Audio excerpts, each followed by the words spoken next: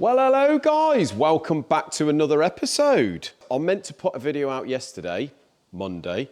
It's now Tuesday, and it's about 5:45 before I've managed to get to do a video. Weren't going to do one because I've been extremely busy this week, and I'll explain why in a minute. But before we go any further, guys, the kit car, the track day.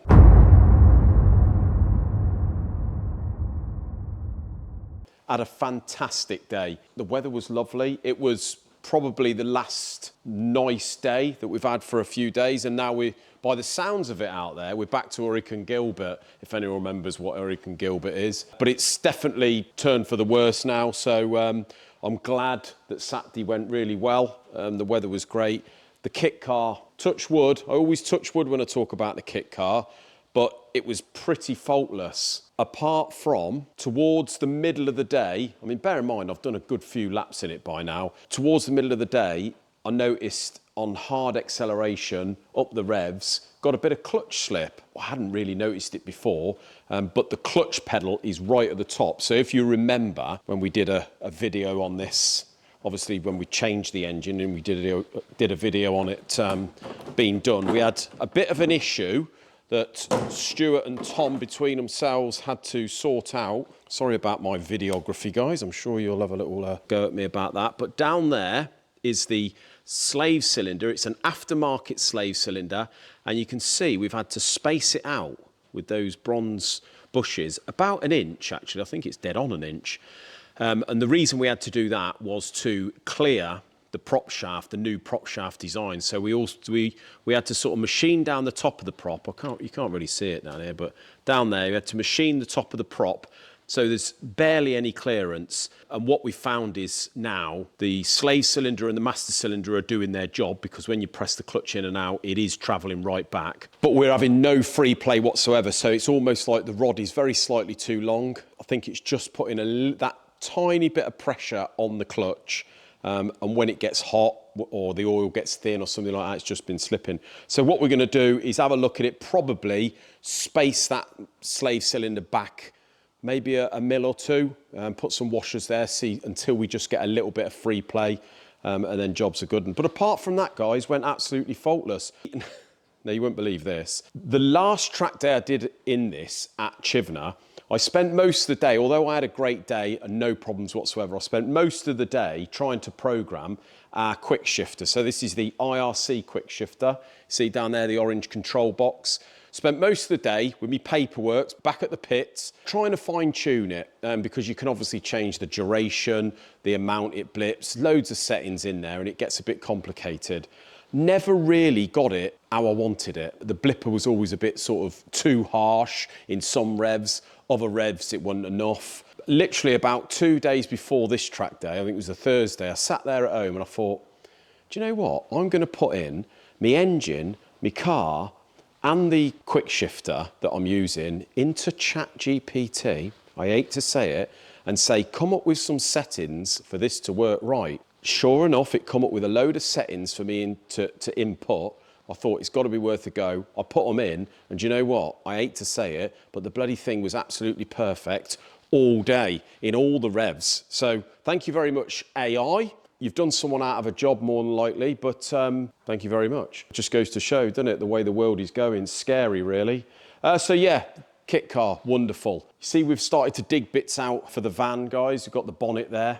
We've been having a good clear out of the container, actually. I know the container isn't that old, but trying to get rid of some crap that we've just sort of ended up stuffing in there, and there's loads of bits for the van. So the van is still a go-ahead. We're still selling it. I know there's loads of people would love to have seen the van been built, but we've got a lot on, guys. We've got a lot of progress we'd like to make in the workshop, machinery, all the rest of it. So the projects, we're going to finish the BMW.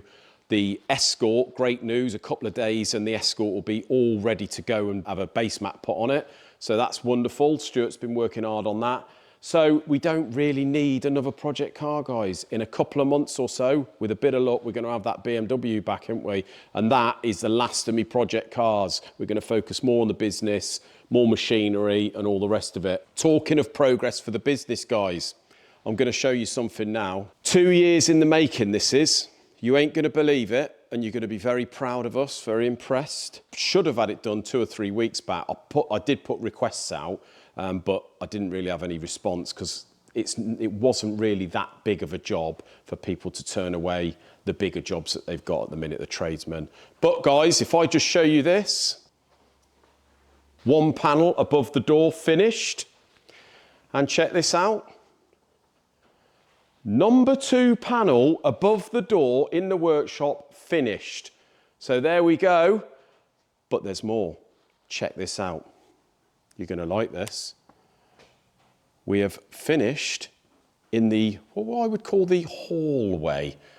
So we have had tradesmen in, a friend of mine owns a company, a carpentry company, and he's basically had a bit of a gap in a project of a week. So he rang me up Sunday night and said, listen, I can come in and finish what you want us to finish to make it look nice. Although he hasn't done that, but they're coming back tomorrow to finish that. We sort of run out of time today. But yeah, really pleased with it, guys. It gives that lovely clinical look. What they're going to do now is, unfortunately, my idea of painting this reception room blue hadn't gone to plan, and it looks, I think, horrible, especially when we get a little bit of damp in the corner. So we did have a leak in the ceiling, and that sort of poured water down there, and having a dark matte coloured paint is not a great idea when you've got a bit of damp.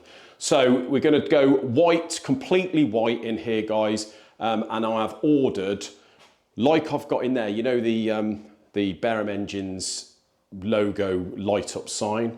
I'm going to get a bigger one of those, and we're going to put that there when it's all obviously white and that. So when you walk in here, it's going to be lovely and white.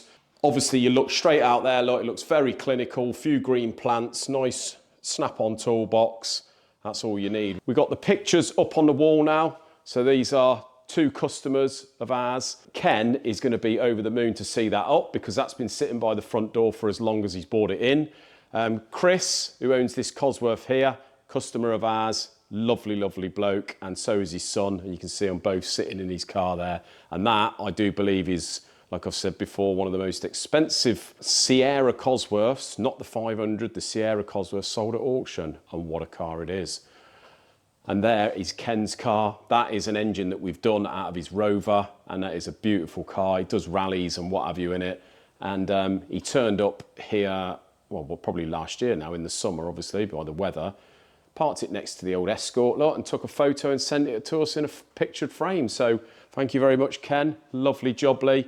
And yeah, well happy with that, guys. So all we've got to do now, the plan for the workshop, obviously, this is the cylinder head area. It is what it is. It's the same as over there. In time, we're going to be sort of painting walls in the dirty area, maybe cleaning up machines, painting machines, replacing some. That is the plan.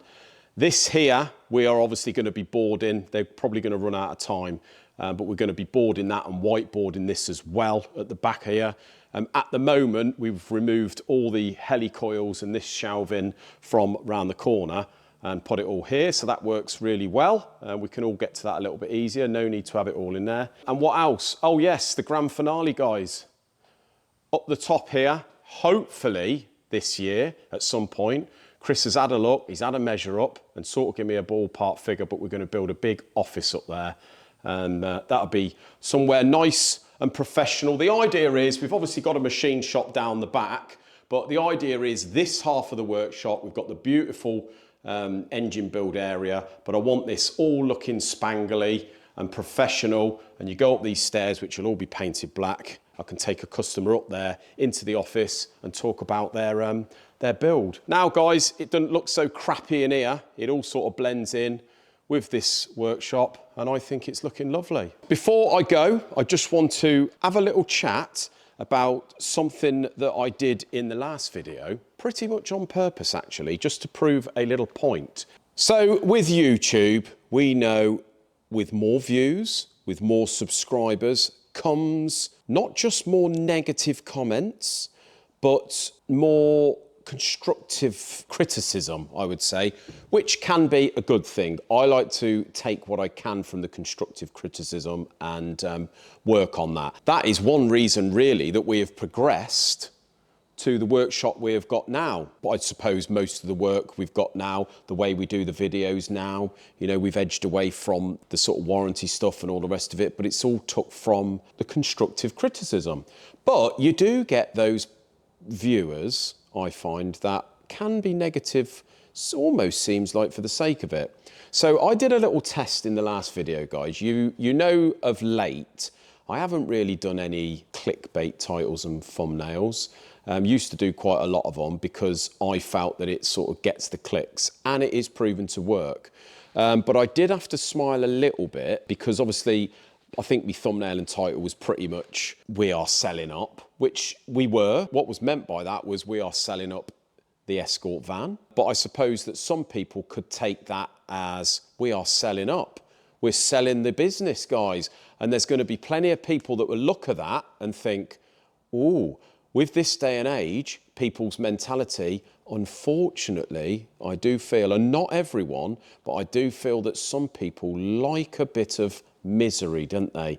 They like it when something's happening that's not quite so good with people. So I thought, well, if I put that thumbnail and title, really it is about the Escort and you can take it how you want to take it. But I suppose, yeah, it will get some people thinking, maybe it's the business that's shutting. Maybe they are shutting the doors. Things are bad. And it proved right. Why? Well, of late, we've obviously edged away from the warranty stuff and all that jazz, which a lot of that, as bad as it seems, a lot of that was to keep you in the algorithm. Although we do like to be honest, we're always honest, you know that.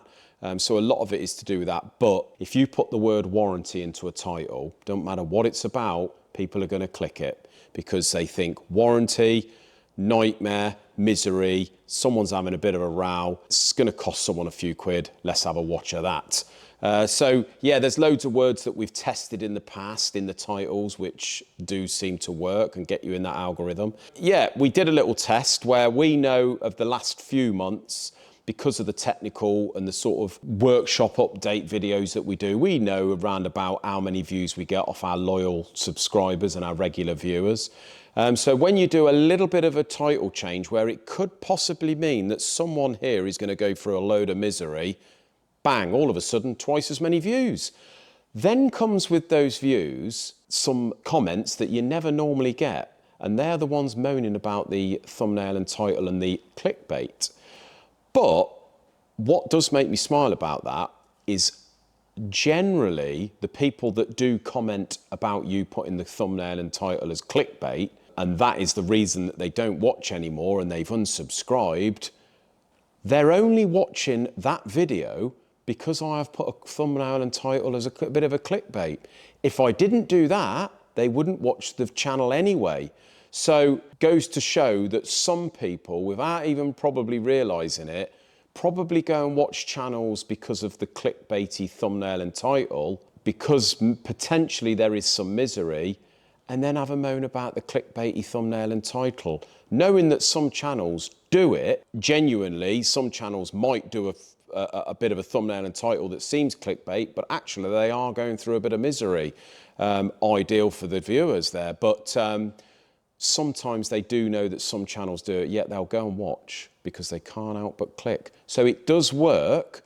Whether it's for the good or the bad, don't know. Just a little test.